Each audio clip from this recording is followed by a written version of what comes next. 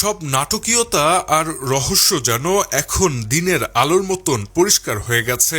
আমেরিকার আলোচনার প্রস্তাব যে আসলে এক মস্ত বড় ভাওতাবাজি তা অবশেষে ধরে ফেলেছে ইরান।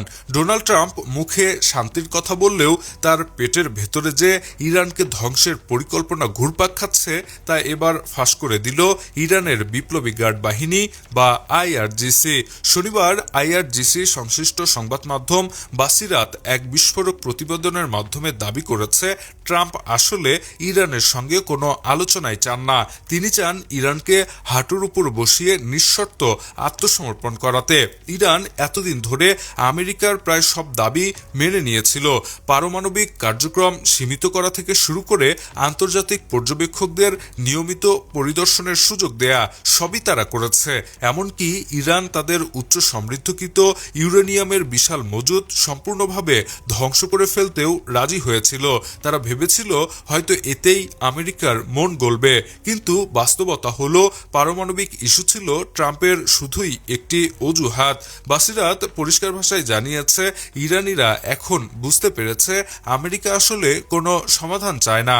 তারা চায় ইরানের জাতীয় ইচ্ছাশক্তিকে বিসর্জন দিয়ে একটি গোলাম রাষ্ট্রে পরিণত করতে।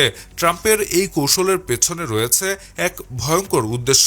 তিনি ইরানকে আলোচনার টেবিলে বসিয়ে এমন এক কাগজে সই করাতে চান যা কার্যত ইরানের মৃত্যু পরোয়ানা। ট্রাম্পের বার্তা স্পষ্ট, কোনো কথা হবে না, শুধু আত্মসমর্পণ করতে হবে।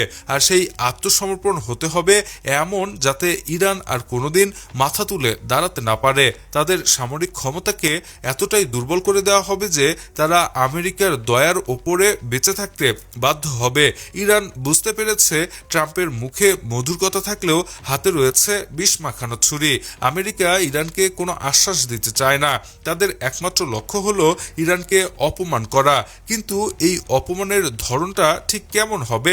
ট্রাম্প আসলে ইরানের কাছ থেকে ঠিক কি কেড়ে নিতে চাইছেন, যা জানলে আপনার চোখ কপালে উঠবে।